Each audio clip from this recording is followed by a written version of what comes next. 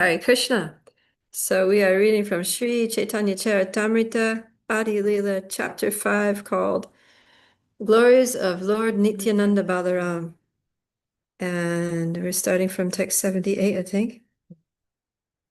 Yadyapi kahi etanra krishnera kala kari matsya kurmadya avatarera tinyo avatari. Although Karnadakshayi Vishnu is called a Kala of Lord Krishna, he is the source of Matsya, Kurma, and the other incarnations. Yes, so we're talking about how all these Karnadakshayi Vishnu and Karnadakshayi Vishnu is Mahavishnu, and he's just a portion of a plenary portion, right? He's just a part of Krishna. But even as Karnadakshayi Vishnu, he's so powerful. He's the source of all the these other incarnations, Matsya, Kurma, Varaha, and so forth. Ete chamsakala pumsa Krishnastu Bhagavan Swayam Indrari Vyakulam Lokam Hridayanti Yuge Yuge. Pragati. All these incarnations of Godhead are either plenary portions or parts of the plenary portions of the Purusha avatars. But Krishna is the Supreme Personality of Godhead himself. In every age, he protects the world through his different features when the world is disturbed by the enemies of Indra. Yeah, so this is a verse, Krishna's Kaviraj quoting from Srimad Bhagavatam 1:328. And that chapter 3, I think it's called something like Krishna is the source or the fountainhead of all other incarnations. And so in that section of Bhagavatam, it's going through all the different incarnations, giving like a brief description of Ram and Matsya and Kurma and Hayagriva and all it lists like 20 or 30 different incarnations of the Lord in brief. And then at the end it says Ete Chamsa Kala, that all of these are just kalas. They're either kala or amsha kala. Amsha kala is even more of a part because amsha means a part and kala means a part. So it's like these are all parts and parts of parts. But Krishna is Bhagavan Swayam. He is the original Supreme Personality of Godhead himself, from whom all of these parts expand. So you don't get much clearer than that. Sometimes like in those from Hindu background sometimes get confused about who's actually the Supreme, right? Is Ram Supreme? Is Vishnu Supreme? Or maybe it's Shiva, or maybe it's this one or that one, Narayan, or right? Even they think maybe it's Hanuman, maybe it's Durga Devi, or who else do they think?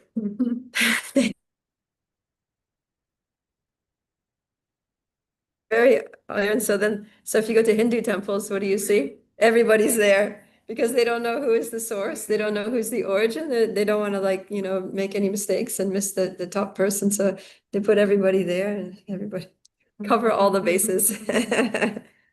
But if you go to a Krishna temple, what do you see? Radha Kalachandji. Radha Krishna. Yeah, very clear who is the supreme. So yeah, we're going by Srimad Bhagavatam, the authority of Srimad Bhagavatam. Where does that confusion come from, Prabhupada Priya? Pragati is going to tell us. I was saying like right now we are reading that Karnadaksha Vishnu is the Kala. So I was thinking that Ram or Varadev or all these incarnations are directly the incarnation of Krishna. No, they're all coming from Krishna is coming directly as Krishna. Yeah, I mean, first it's Krishna, then it's Balaram, then it's Karnadakshayi Vishnu, and then from, yeah.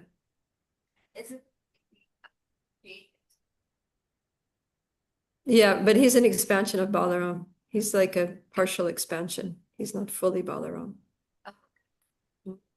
Because sometimes, yeah, there are some, for example, Balaram is like, there are some not all expansions or incarnations of the Lord are equal, right? Some have basically all the potencies of Krishna, right? Like Lord Balaram has all the potencies of Krishna. Prabhupada says he's only different by his appearance.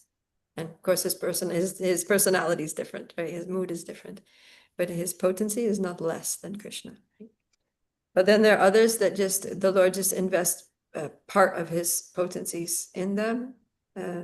They descend to this world to perform a particular function, and he gives them just as much power as they need to do that function. And then they do their job and that's it. So, but there's many things that they can't do. Yeah.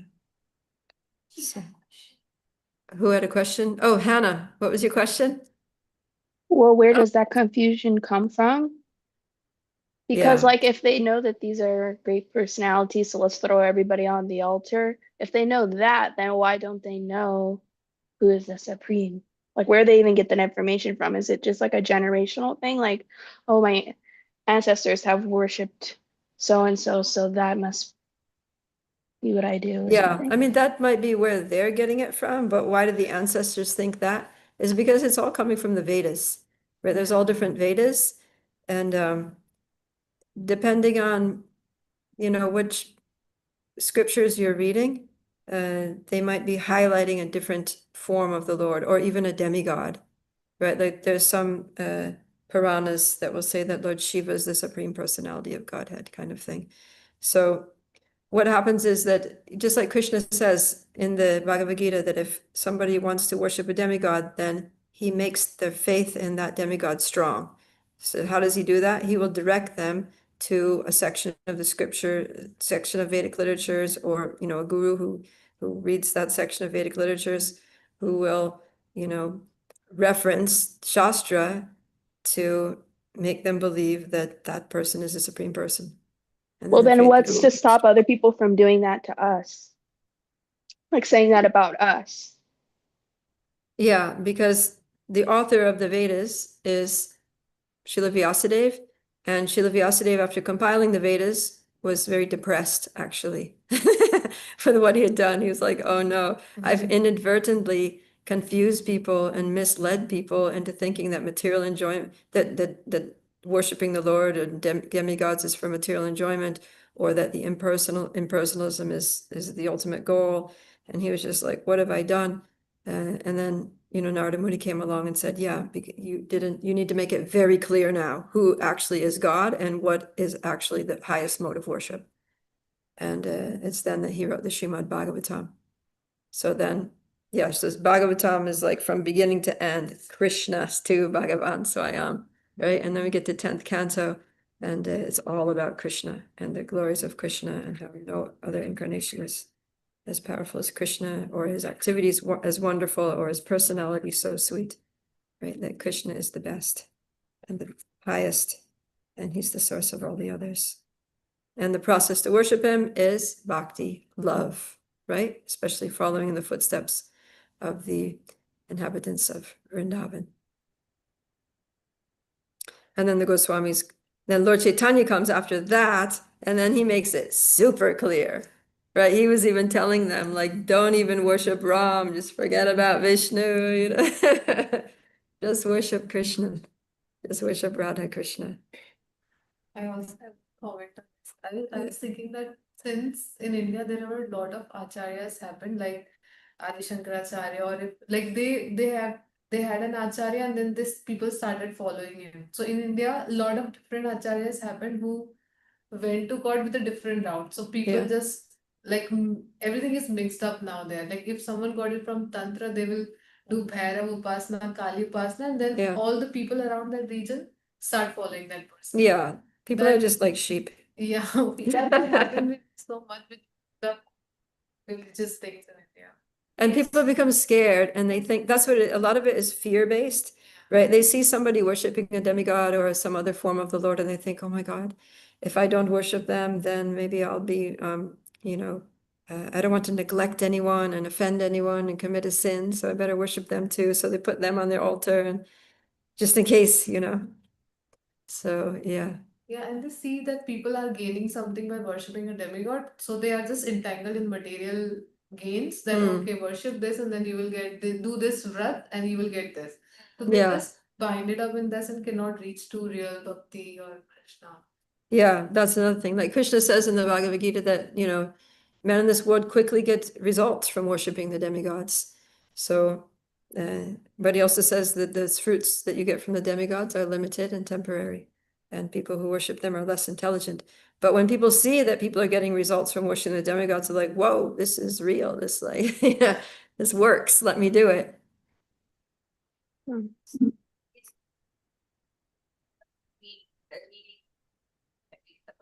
Bhagavad Gita. Mm, They know that Bhagavad Gita is the ultimate jnana, but they just have a book, but they read it. mm.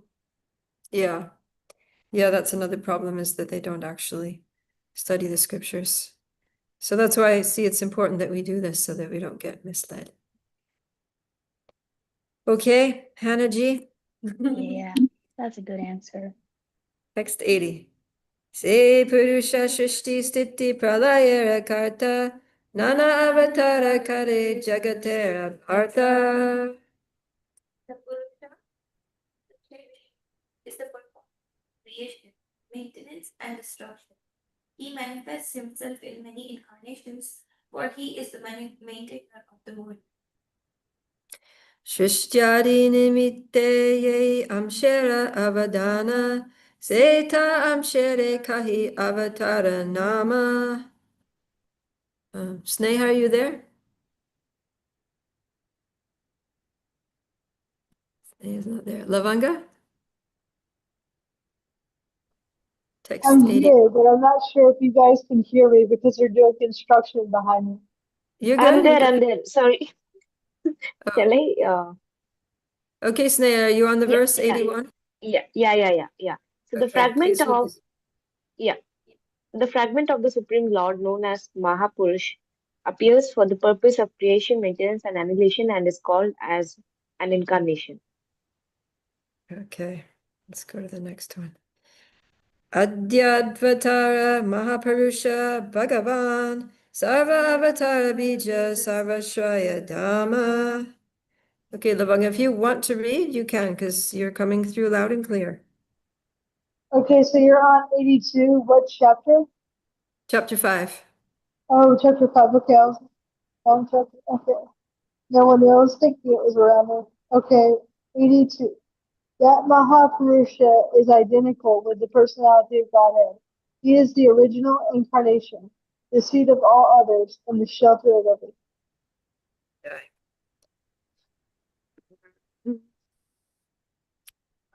Adyovatara Purusha Parasya Kala Swabhava Sadasan Manascha Dravyam Vikaro Guna Indriyani Virat Swarat Stashnu Chirishnu Bhumna.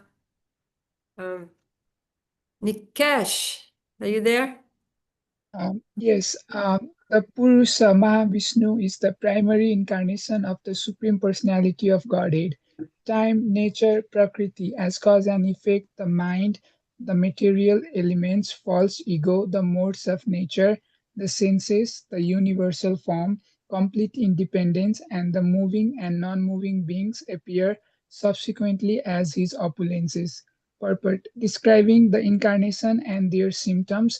The Lagu Bhagavatamrita has stated that when Lord Krishna descends to conduct the creative affairs of the material manifestation, he is an avatara or incarnation. The two categories of avatars are empowered devotees and Tad Ekatma Rupa, the Lord himself. An example of third Ekatma Rupa is Sesa, and an example of a devotee is Vasudeva, the father of Lord Krishna. Srila Baladev Vidyabhusana has commented that the material cosmic manifestation is a partial kingdom of God where God must sometimes come to execute a specific function. The plenary portion of the Lord through whom Lord Krishna executes such action is called Mahavishnu, who is the primal beginning of all incarnations. Inexperienced observers presume that the material energy provides both the cause and the elements of the cosmic manifestation, and that the living entities are the enjoyer of material nature. But the devotees of the Bhagavata school, which has scrutinizingly examined the entire situation, can understand that material nature can independently be neither the supplier of the material elements nor the cause of the material manifestation. Material nature gets the power to supply the material elements from the glands of the Supreme Purusha, Mahavishnu, and when empowered by him, she is called the cause of the material manifestation. both features of material nature as the cause of the material creation and as the source of its elements exist due to the glance of the Supreme Personality of Godhead.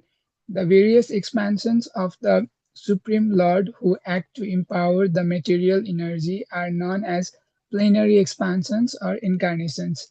As illustrated by the example of many flames lit from one flame, all these plenary expansions and incarnations are as good as Vishnu himself.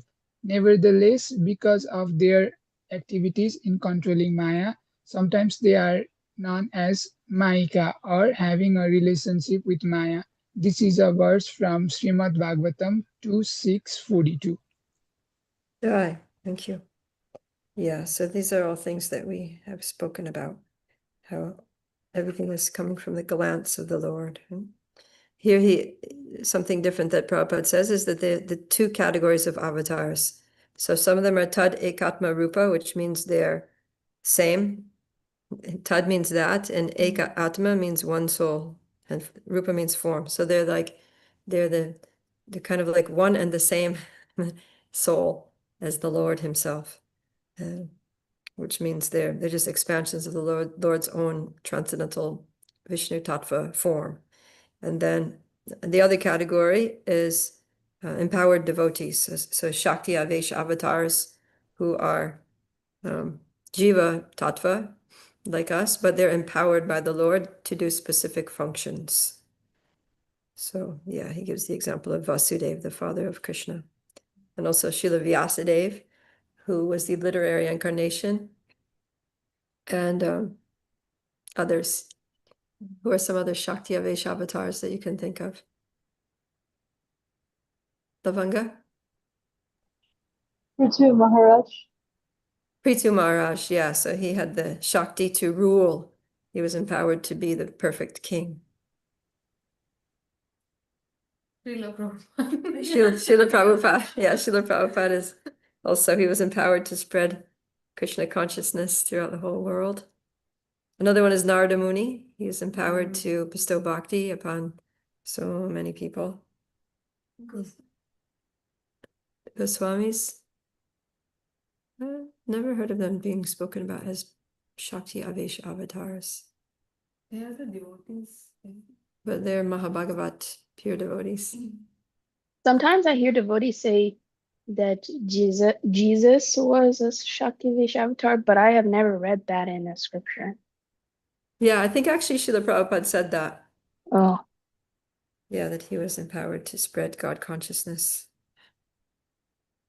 Okay, Lavanga? I just have a question on this point, if that's all right. Yeah. So are there specific signs and symptoms that somebody is a Shaktivesh avatar?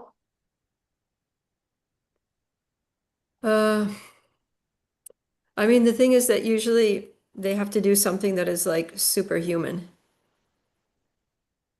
Yeah, I mean, we see like Maharaj Prithu, he like, he went in his chariot and he like, he made the sun, he affected the movements of the sun. He also divided up he didn't like that, something about the structure of the universe.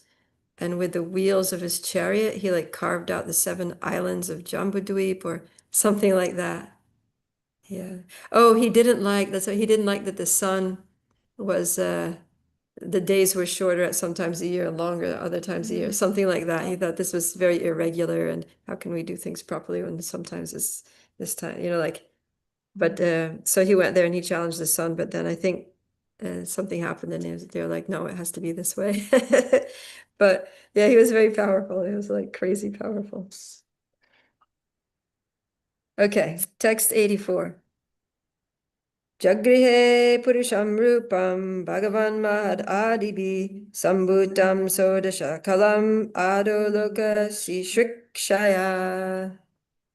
Vrindavan Natabar. In the beginning of the creation, the Lord expanded himself in the form of the Purusha incarnation, accompanied by all the ingredients of material creation. First, he created the 16 principal energies suitable for creation. This was the purpose of manifesting the material universes. Srila Prabhupada's purport. This is a verse from Srimad Bhagavatam, Canto 1, Chapter 3, Verse 1. The commentary of Madhva on Srimad Bhagavatam mentions that the following 16 spiritual energies are present in the spiritual world: Shri, Bhu, Lila, Kanti, Kirti, Tushti, Gir, Pushti, Satya, Jnana Jnana, Jaya Utkarshini, Vimala, Yogamaya, Pravi, Ishana, and Anugraha. In his commentary on the Laghu Bhagavatamrita, Sri Baladev Vidyabhushan has said that the above energies are also known by 9 names: Vimala, Utkarshini, Jnana, Kriya, Yoga, Pravi, Satya, Ishana, and Anugraha.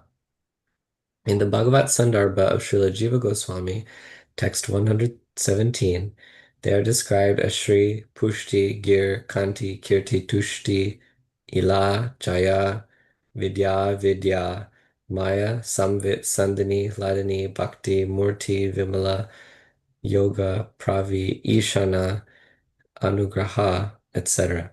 All these energies act in different spheres of the Lord's supremacy. Yeah, so just give us a little more information here about the 16 principal energies suitable for creation. So, yeah, the Lord says in the beginning of the creation, the Lord expanded himself, and he also came with the different ingredients for creation, and then he created these energies that make different things happen. And so 16 different energies that make things happen for the purpose of creation in the universe. And don't ask me what they all are. Prabhupada even didn't say. So we will leave it at that. I was about to ask. What are these? I was gonna throw them all in ChatGPT after this class. Like, what is this? Okay, you do We just that. know Bhakti Bhakti and Ladini. is there. We know a few. Ladini Shakti. Yeah, Shri means like beauty. Pushti means nourishment. I- Kanti, I think, means like brilliance. Kirti means glories. Tushti means satisfaction. Jai means victory. Vidya, avidya means knowledge and ignorance. Maya, illusion. Samvit means We read about it's this. related to knowledge. Sandhini means existence. Ladini, pleasure. Bhakti, devotion. Murti, form. Yoga, connection. Ishana, controller. Anugraha, mercy. Yeah. In previous chapters, I think they explained 3 Shaktis, Sandhini. Yeah. uh, Samvit and Samvit. Ladini. Those are here. Those are 3 of the 16. So, yeah, sometimes things are broken up differently depending on how you want to look at it. There may be broad categories, and then within the broad categories of energies, there are broken up into specific, right? Within Ladini, there may be different different types of varieties of pleasure-giving potencies, or different varieties of knowledge-giving potencies, like that. You actually Okay. explained it very well. What's You explained it that? very well. You explained it very well, but I just chat GPT'd it. Did you? Yeah. And it agreed with me? Well, it says that Shri is prosperity, beauty, fortune. Ru is earth, sustenance, support. Leela, divine play, spontaneous cosmic activity. Kanti, radiance, brilliance, spiritual glow. Kirti, fame, glory, renown. Tushti, contentment, satisfaction. Gir, speech, sacred knowledge, eloquence, often linked with Saraswati. Pushti, nourishment, strength, wealth, well-being. Satya, truth, reality. Jnana, knowledge and the removal, dispelling of ignorance. Jaya, Utsarshini, victory and exaltation, uplifting success. Vimala, purity, clarity, and stainlessness. Yogamaya, divine illusion, the power that manifests the Lord's pastimes. Ravi, humility, gentleness, reverence. Ishana, sovereignty, divine authority, lordship. Anugraha, grace, mercy, compassionate, favor. Jai. Chat GPT ki jai. I mean, it basically just translated the Sanskrit words into English, which is kind of what I was doing for those that I knew. Yeah, but they're all kind of nice, right? They're all pretty sweet. Just shows how much love Krishna put into the creation, that he infused it with beauty and radiance and playfulness and satisfaction and nourishment and truth and knowledge, and right. Okay, text 85. Yadyapi sarvashrayatinho tanhate samsara antaratma rupetinho jagat adara. Who we at? Kritika? I was going from left to right. Maybe Kritika's busy. Hannah. Although the Lord is the shelter of everything, and although all the universes rest in him, he, as the supersoul, is also the support of everything. Jai. Krishna is very much a part of our universe, right? He creates it. He's the shelter. They're all resting on it. He's in every atom. He's supporting everything. Ooh. And what do? Forget all about him.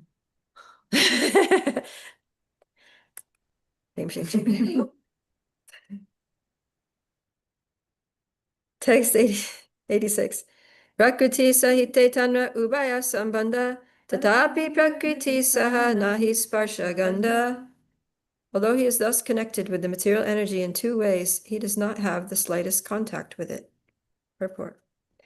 In the Laghu Bhagavatamrita, Srila Rupa Goswami, commenting upon the Lord's transcendental position beyond the material qualities, says that Vishnu, as the controller and superintendent of the material nature, has a connection with the material qualities. That connection is called yoga. However, the person who directs a prison is not also a prisoner. Similarly, although the Supreme Personality of Godhead Vishnu directs or supervises the qualitative nature, he has no connection with the material modes of nature. The expansions of Lord Vishnu always retain their supremacy. They are never connected with the material qualities. One may argue that Mahavishnu cannot have any connection with the material qualities because if he were so connected, Srimad Bhagavatam would not state that material nature, ashamed of her thankless task of acting to induce the living entities to become averse to the Supreme Lord, remains behind the Lord in shyness. In answer to this argument, it may be said that the word guna means regulation. Lord Vishnu, Lord Rama, and Lord Shiva are situated within this universe as the directors of the three modes, and their connection with the modes is known as yoga. This does not indicate, however, that these personalities are bound by the qualities of nature. Lord Vishnu specifically is always the controller of the three qualities. There is no question of his coming under their control. Although the causal and element supplying features exist in material nature by dint of the glance of the Supreme Personality of Godhead, the Lord is never affected by glancing over the material qualities. By the will of the Supreme Lord, the different qualitative changes of the material world take place, but there is no possibility of material affection, change, or contamination for Lord Vishnu. Yeah. So Lord Vishnu he does all these things, and he's also in charge of the qualitative mode of goodness. He's also a guna avatar. He's a Purusha avatar, and he's also a guna avatar. But he's not affected by the gunas. He just directs them, just like the director of a prison house is not a prisoner and doesn't ever come under the rules and regulations of the prison. Okay, text 87.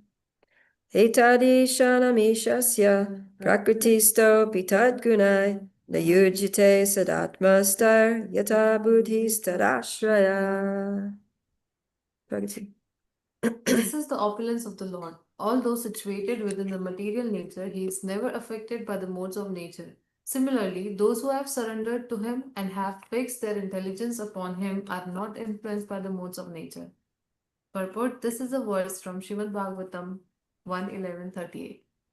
Jai. So not only is the Lord not affected by the modes of nature, but anyone who has truly surrendered to him is also not affected by the modes of nature. So we have that option. Text 88. He mata gita teha puna puna kaya sarvada ishvara tattva achintya shakti haya. Thus, the Bhagavad Gita stating again and again that the absolute always possesses inconceivable power. Mhm. Yeah. Amita jagate vasi jagat amate na ami jagate vasi na ama jagate. Wow, that's a jagate. Who's reading? Sneha? Yeah. Lord Krishna said, I am situated in the material world and the world rests in me. But at the same time, I am not situated in the material world, nor does it rest me in truth. Nothing in existence is possible unless energized by the will of the Lord. The entire manifested creation is therefore resting on the energy of the Lord, but one should not therefore presume that the material manifestation is identical with the Supreme Personality of Godhead. A cloud may rest in the sky, but that does not mean that the sky and the cloud are one and the same. Similarly, the qualitative material nature and its products are never identical with the Supreme Personality, Supreme God. The tendency to lord it over material nature or Maya cannot be a feature of the Supreme Personality of Godhead. When he descends to the material world, he maintains his transcendental nature, unaffected by the material qualities. In both the spiritual and the material worlds, he is always the controller of the energies. The uncontaminated spiritual nature always exists within him. The Lord appears and disappears in the material world in different features for his pastimes. Yet he is the origin of all cosmic manifestations. The material manifestation cannot exist separate from the Supreme Lord. Yet Lord Vishnu, the Supreme Personality of Godhead, in spite of his connection with the material nature, cannot be subordinate to nature's influence. His original form of eternal bliss and knowledge is never subordinate to the three qualities of material nature. This is a specific feature of the Supreme Lord's inconceivable potencies. Must be nice, right? To be just always transcendental, never subordinate to the modes of nature, never affected by material qualities, never contaminated. You can just come and go as you like. You can do whatever you want here in this material world, and you never get contaminated by anything. But then we can more discuss on the last line, nor does it rest in me in truth. He says, I am not situated in the material world, nor does it rest in me in truth. Naami jagate vasi, naama jagate. Yeah, because he's aloof. So it doesn't rest in him personally, but it rests on his energies. Like that. Yeah, so in the Bhagavad Gita, Krishna says something similar. He says that, all beings are in me, but I am not in them, kind of thing. So yeah, he says a couple different things that are related to that. So the idea is that Krishna also has different features, right? So in his Brahman feature, he's pervading everything, he's everywhere, everything's resting in him. But in his Bhagavan feature, he's off in Goloka having his own pastimes, and he is not here. Right? So in one feature, through one, aspect of his potencies, he's here and everything's resting in him. And in another feature, he's not, and it's not in him. Right? Not Barry, you have a comment? Yeah, a question actually. So when you mentioned that Krishna can go and come and go as he likes, that made me think of a question, which is like sometimes people say, oh, that devotee is like an eternal associate of Lord Chaitanya, or that devotee is an eternal associate of Krishna. So that person is like that person is not from this world, right? But does it Yeah. mean that like they like volunteer to come here? Did Krishna like just like place them here? Like I want to understand. Because like Prabhupada said that about a couple of his disciples, for example, and also like Goswamis and previous acharyas. So yeah, Yeah. why are they here? Is it their choice or Yeah. Well, it's different than the way, I mean, Krishna comes here out of his sweet will, right? Krishna just comes and goes as he pleases. Everything is just his divine play. But devotees, devotees do things in the Krishna. And generally, like on the order of Krishna, either Krishna tells them, hey, I want you to go, like he does, right? When he decides to come to this material world, then he tells his parents, all right, you go. All you demigods, you go take birth in the Yadu dynasty. I'm coming soon. Right? He literally tells them to go, and they go. So they do it in service. Or they may understand the mind of the Lord and know that, okay, the Lord wants this done, and he didn't tell me directly, but I know his mind. I understand his mood and his mission, and so I'm going to go and serve him.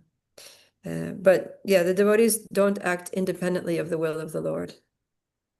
They come on the order or on the spoken or unspoken will of the Lord. Okay, Thank you. Thank you. Hannah? When you said it must be nice that Krishna is always blissful and never subordinate to the three modes of material nature, it made me think of how exhausting it is to try to try separate from Krishna, to be, like to do everything right. It's impossible. Like I've even read like great yogis who do all these mystic practices and stuff, they don't even achieve the highest perfection. But in my experience in Krishna consciousness, it is so simple, but it's so deep at the same time. Like, and it's perfect. Like you just become perfect because of your proximity.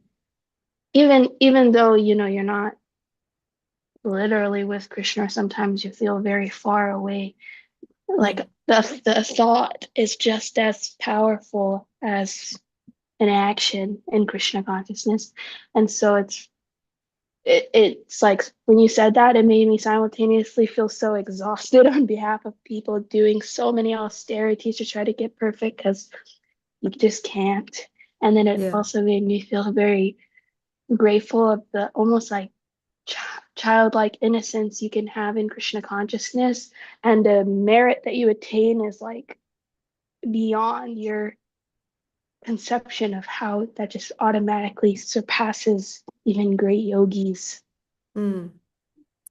Yeah, Krishna says that for these yogis and impersonalists and basically anyone who's on a spiritual path but is not a devotee and doing anything other than bhakti, that it's very troublesome. Advancement on those paths is very difficult for those who are embodied.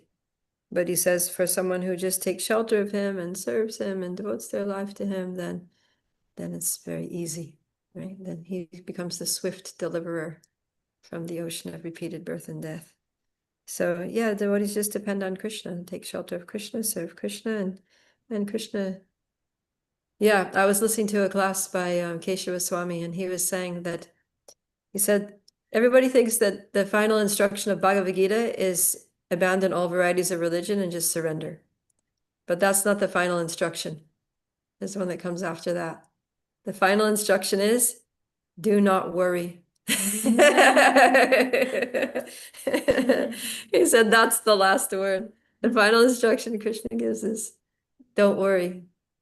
So devotees don't have to worry about anything. There's nothing to be worried about, nothing to fear. We just take shelter of Krishna. We just depend on Krishna. Krishna's the Supreme Personality of Godhead, and he's our best friend. What do we have to worry about? It's all good. You just depend on Krishna, serve Krishna, chant Hare Krishna. Try to hear about Krishna, know what he wants, do it. Simple. Nothing to worry about. Okay, let us go on. Text 90. Achintya Aishvarya E Janiha Amara Eta Gitara Arta Kaila Padachara. Lavanga? O Arjuna, you should know this as my inconceivable opulence. This is the meaning propagated by Lord Krishna in the Bhagavad Gita. Yeah, he says something very similar in Bhagavad Gita. Seta Purusha Yanra Amsha Dhare Nama Chaitanya Sange Se Nityananda Rama. Nikesh. That Mahapurusha Karanodakshai Vishnu is known as a plenary part of him who is Lord Nityananda Balaram, the favorite associate of Lord Chaitanya. Jai, favorite associate of Lord Chaitanya. Person that Lord Chaitanya wants to be with more than anyone else, Lord Nityananda. Okay, so with that, now I was going to say, Eta Navama Shlokera Arta Vivarana, Dashama Shlokera Arta Shuna Diyamana. Vrindavan Natabar. I have thus explained the 9th verse, and now I shall explain the 10th. Please listen with rapt attention. Okay. The 10th verse. Is that actually the 10th verse? This Yasyam Shamshan? I remember saying that, right? No, there was another one that was very long. Remember that? We were laughing about that word. Let's see the 10th verse. Oh, that's what it is. Yep. Oh no. Yes. Yes, Yam Sham Sha Srila. Yes. Okay, so here comes the 10th verse. Yasyam Sham Sha Srila Garbhodashai Yannabhyabjam Loka Sangata Nalam Lokashrastu Sutika Dhamadatus Tam Shri Nityananda Ramam Prapadye. Who's reading? Kritika, you there? I'm listening. Okay, you listen away. Hannah, do you want to read? Sure. I offer my full obeisances unto the feet of Sri Nityananda Ram, a partial part of whom is Garbhodakshai Vishnu. From the navel of Garbhodakshai Vishnu sprouts the lotus that is the birthplace of Brahma, the engineer of the universe. The stem of that lotus is the resting place of the multitude of planets. Purport. In the Mahabharata, Shanti Parva, it is said that he who is Pradyumna is also Aniruddha. He is also the father of Brahma. Thus, Garbhodakshai Vishnu and Kshirodakshai Vishnu are identical plenary expansions of Pradyumna, the original deity of Brahma, who was born from the lotus flower. It is Pradyumna who gives Brahma direction for cosmic management. A full description of Brahma's birth is given in Srimad Bhagavatam 3:8-15 through 16.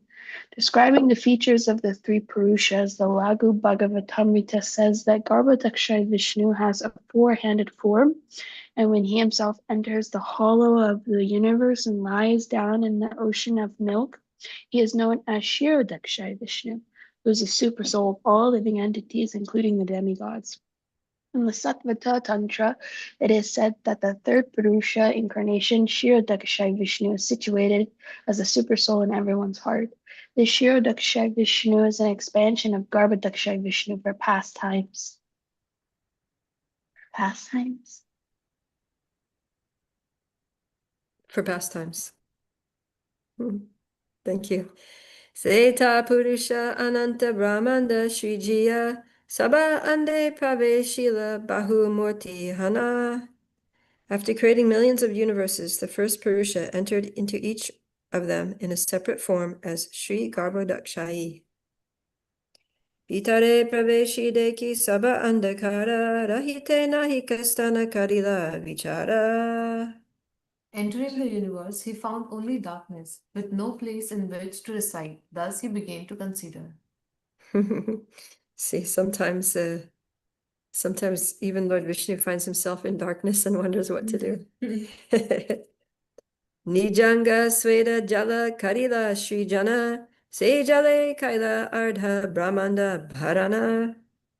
Then he created water from the perspiration of his own body, and with that water filled half the universe. Yeah, we were talking about this. Brahmanda Pramana Pancha Shat Koti Yojana Ayama Vistara Dui Haya Eka Sama. Lavanga. The universe measures 500 million yojanas. Its length and breadth are one and the same. I think a yojana is 8 miles. So then it's 400 million miles. Yeah. And it's equal both ways. So it's basically a circle, a sphere. Jale bhari ardha tana kaila nijavasa ara ardhe kaila chodha bhuvana prakasha. Vrindavan Natabar. After filling half the universe with water, he made his own residence therein and manifested the 14 worlds in the other half. The 14 worlds are enumerated in Srimad Bhagavatam, 2nd canto, 5th chapter. The upper planetary systems are Bhu, Bhuvar, Svar, Mahar, Janas, Tapas, and Satya. The 7 lower planetary systems are Tala, Atala, Vitala, Nitala, Talatala, Mahatala, and Sutala. The lower planets as a whole are called Patala. Among the upper planetary systems, Bhu, Bhuvar, and Svar constitute Svargaloka, and the rest are called Martya.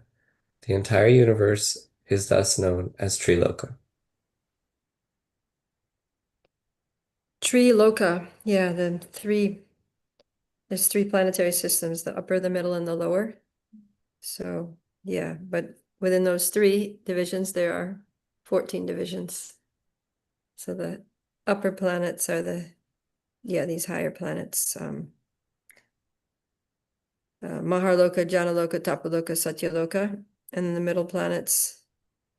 Prabhupada describe, he doesn't mention middle planets, but the middle planets are Swarga, Bhuvar, and Bhu, and then the lower planets are all the other ones, starting from Tala, Atala, Vitala, the Talas.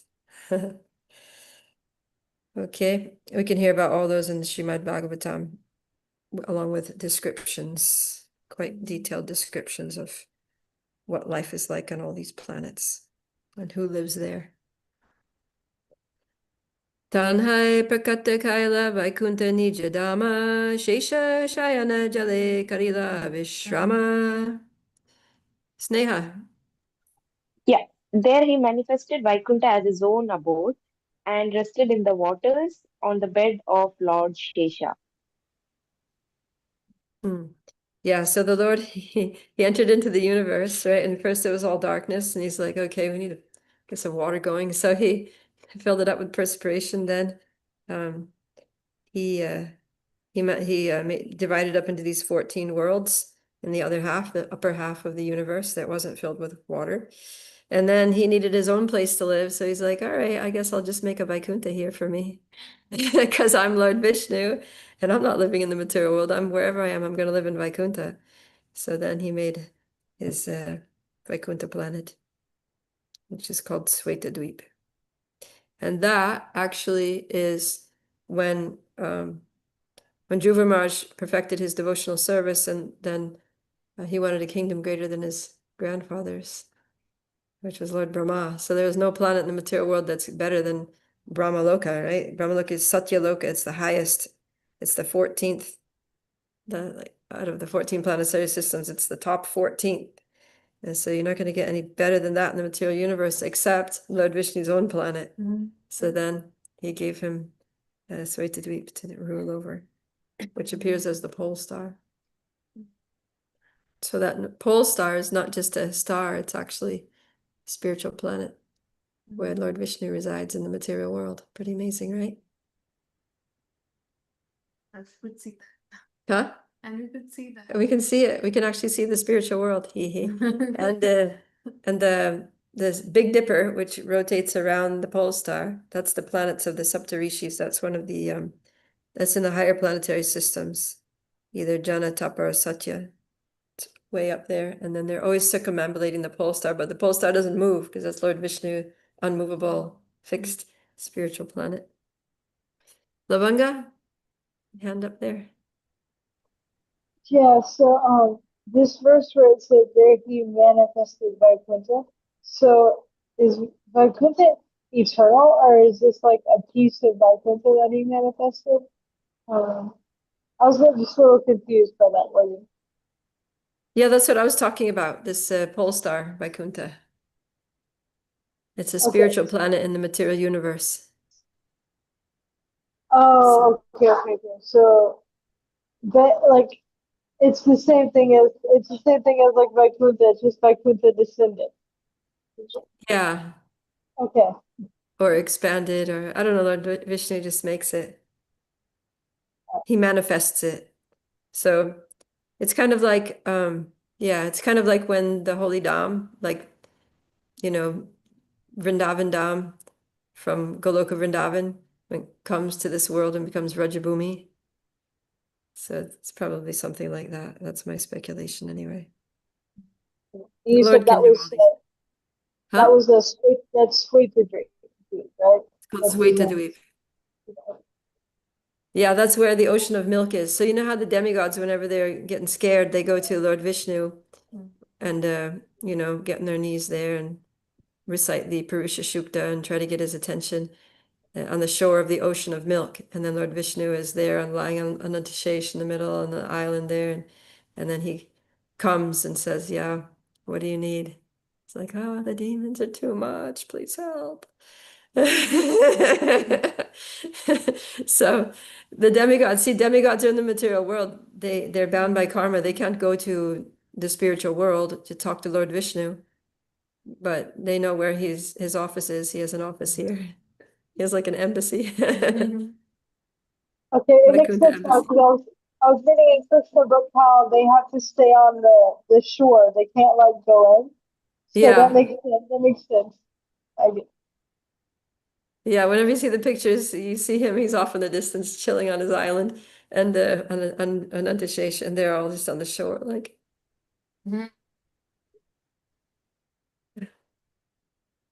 Okay, Sneha, do you have a question? No, just a reflection. I really Okay. liked how the creation is mentioned here because I mean, since I come from a like a Christian background, I used to read how the earth was covered with water, and there's like day and night. So I really like the thing that how water comes. So Mm. how it is mentioned about that. So I never thought about it. So it was very nice. Yeah. Mm. It's very personal, right? Yeah.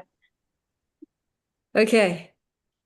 Ananta Shayate Tanha Karila Shayana Sahasra Mastaka Tanra Sahasra Vadana Sahasra Charana Hasta Sahasra Nayana Sarva Avatara Bija Jagat Karana. Nikesh? He lay there with Ananta as his bed. Lord Ananta is a divine serpent having thousands of heads, thousands of faces, thousands of eyes, and thousands of hands and feet. He is the seed of all incarnations and is the cause of the material world. Purport. In the reservoir of water first created by the perspiration of Garbhodakshay Vishnu, the Lord lies on the Sesa plenary expansion of Vishnu, who is described in Srimad Bhagavatam and in the four Vedas as follows. Saharsa Sirsa Purusa Saharsa Saharaksa Sahars Rapat sa Bhumim Visvato Vritva Tatistat Dasangulam. The Vishnu form called Anantasayana has thousands of hands and legs and thousands of eyes, and he is the active generator of all the incarnations within the material world.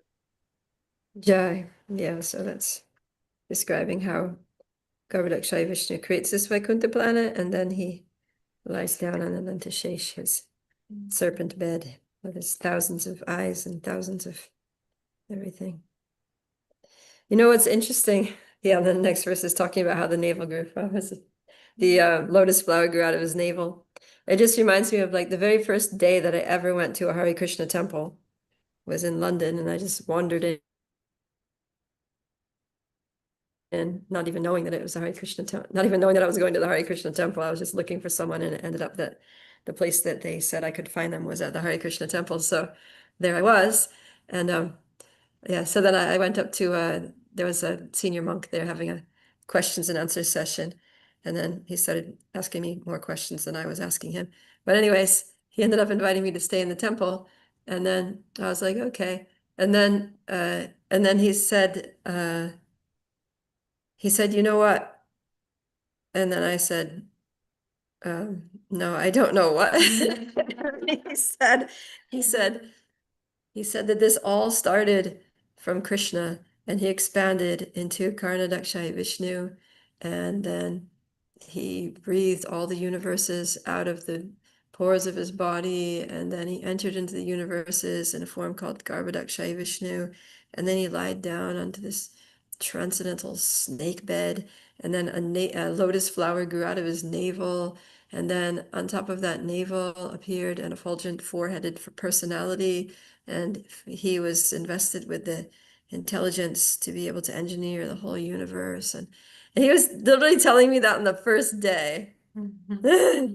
And I was just like, all right. What did you really think? No, I was just like, I was thinking it was very amazing. I was like, I was very, I mean, my nature is that I'm kind of like open-minded. I don't have a skeptical, challenging nature, right? So I'm kind of like, I didn't have any reason to not believe him, and I didn't have any better alternative explanation for creation. So I was just like, wow, that's Yeah. pretty cool. And I thought, I guess I'll be learning more about this as the days go by. So it was something that I could not relate to, and I couldn't really grasp what he was saying, but I was just taking it all in and thinking, wow, what a story. Mhm. So, yeah. It was just funny. I just remembered that very first day, little me and my 21-year-old self. I had just gotten off a plane from Hong Kong, and I was extremely jet lagged. And I just walked probably like 5 miles from Victoria Station to Soho Street with a big backpack on my back, and I was just like, okay. All right. Any last comments? I have one question. Yeah. When we leave our bodies, do we see um the Lord laying on an Anantashesh in an ocean of milk? Like, do we get to see that, or If you I want don't to. really. I mean, if you want to, you can. Why not? No, but like, is that like describe? Like, I've never read that. Like, when we leave the body, like, are we just like floating around like Krishna, Prabhupada, somebody come get me? Like, what's happening? Or are we like zooming past planets? Like, oh, there's an Antashesh, and it's like, a glance. Well, Something. there's different ways you can do it. You can kind of like go the scenic route, kind of like on a hopper flight. You can like go planet hopping and go up to you can go to the heavenly planets, you can go to higher planets, Brahmaloka and all that. And then you can make your exit there and then go through the Vaikunthas and drop in there. Hold on. Or you can just go directly, right? If you're very fixed on your destination, if you're very much like, I just want to be in Goloka Vrindavan, there in the Kunj with, Lolita Vishaka and, assisting them and, arranging for Radha and Krishna's Leelas, then, you can go there. But if you're kind of like, you sort of want to see and appreciate the Lord's creation first, you can also do that. It's not like, see, the amazing thing about pure Krishna consciousness is that, there's no restrictions. You don't need a visa, and you don't need money, and and like it said, that the Lord travels through all these places without becoming contaminated, and so do his pure devotees. So, but the thing is that usually somebody who has like really realized their transcendental, their eternal constitutional position, they don't want to like waste time in the heavenly planets, you know. They're not that interested. They'll just go to these places and feel like, what am I doing here? I don't fit in. This is not my place. But it's described in the second canto that you can do that. You can go up through all the planets and then eventually get to your final destination. So it just depends on what you want to do. So then if you're like, okay, like I know I'm asking so many questions, but I'm like really trying to take advantage. Okay, so you know, like if you're listening to, okay, there's been times I'm listening to a lecture and like I feel like I'm in it. Like I'm like following the story and I'm like seeing it in my mind and then before the speaker even gets to a part where he describes something, I already have seen it. And then they say it and I'm like, "Oh my gosh, what's happening here? Am I actually like, you know, maybe bridging this gap? Is dying like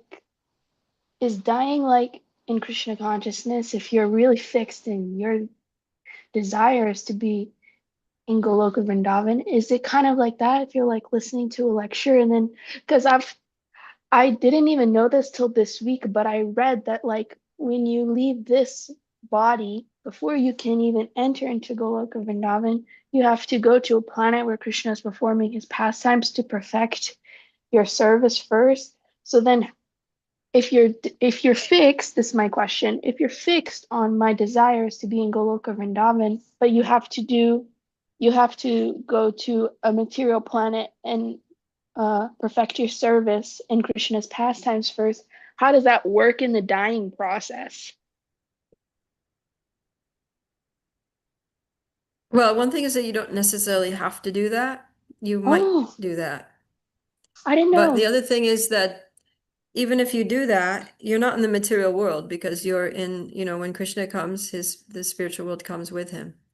Mhm. So you really won't actually know the difference. Even if you do that, you won't know.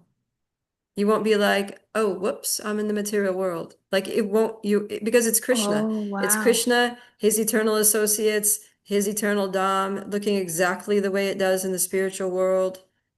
And And you're in your yeah, Swaroop, you're even in if your you, Swarup. whoa, So you won't know that you're not in Goloka Vrindavan because it's the same. I mean, you are in Goloka Vrindavan. It's the same. It's yeah, like, it's literally the same. yeah. So So yeah, then whether what you're makes here or there, it's the same. so then what makes a person have to do that versus not having to do that is like a little tinge of something left when they leave the body, and it's like, okay, you go here It's first. just up to Krishna, you know? It's like you want to, you're all set to visit a friend, and then your friend's like, hey, actually, I'm in this city, so why don't you come meet me here? You make everything so simple. Like I was saying, like just like Vrindavan Nathavara said, like what determines where the devotees go? They take birth here, there, wherever. The devotee is just following the will of Krishna. It's very simple. You know, devotee doesn't really have like, devotee just wants to please Krishna, and Krishna's like, oh, come meet me here. Okay. Hmm. You come serve here. Okay. And yeah, like you said, like at the time of death, pure devotees very absorbed, like in you know, we hear about how the devotees like the Goswamis would enter into these very deep meditations on Krishna Lila, and they would enter into those pastimes and they would be active in those pastimes, not just like they're watching it like an observer, but they're actually like participants, yeah, in those pastimes. So it's like, you know, a pure devotee at the time of death, they get absorbed in their, you know, like in a trance, like a samadhi state in Krishna's Lila, and then they're just there. You know, they just open their eyes and they're there. And they didn't even notice that they died. They just go from being there to being there. Hmm.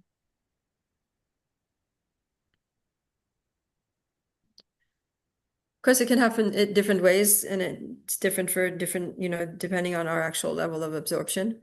Experience will be different, but yeah. Okay, Prayushi, you wanted to say something? Yeah, Vamshitari Prabhu, when he came. Who? Vamshitari Prabhu. He's a monk at ISKCON Baroda. Okay. When he came, I asked him the same question, like, can we go after we die? When Vishnu has come to get us, then we ask him to get a ride of the material universe. He said, yes, you can ask, but the only problem is when the demons or not so good souls in the hell or anywhere, they see even the fraction of moment or association with them, it purifies them, like it cuts down their bad karmas, and but they still have to take birth as a human, so they don't have to go through their punishments. So he just said you can, but we don't recommend that. Yeah. Yeah, sometimes it's said that when we're on our way. I mean, it's different for different people, but sometimes we hear about, like, for example, Dhruva Maharaj, the Vishnu Dutas came, and they came with an airplane, and he stepped on the head of death and boarded the airplane, and he flew off. So there's another scenario is this: you're in an airplane and you're flying through the skyways, and then you're seeing, oh, heavenly planets. But then they say that if you get attracted to that on the way, then you might have to just take the exit. And some It's like- devotees. It's like you're driving on the highway and there's like a Buc-ee's over there, Oh no. The Buc-ee's. I guess only people from Texas will understand Yeah. that. Some devotees have like been leaving their body, and the last thing that they have said is Prabhupada. Like Prabhupada came to get them. Yeah, So yeah, I guess it is different for everyone. yeah. Hearing about this though, it just makes me want to like cling to your lotus feet, Prabhupada Priya, and cling to the lotus feet of the devotees, so that you are always in the shadow of people greater than you and better than you, because yeah, I don't feel competent on my own. Yeah, that's what Rupa Goswami recommends, right? That we should seek out the association of devotees who are more advanced than ourselves. Okay. We will end here. The last verse that we read was 101. All right. Thank you, Prabhupada Thank you very Priya. much for joining. Shri Chaitanya Charitamrita ki jai. Jai. Shri Hello. Krishna's Kaviraj ki jai. Jai. Srila Prabhupada ki jai. Jai. Gaura Premanandi. Hari Hari Hari Hari Bol. Bol. See you all tomorrow.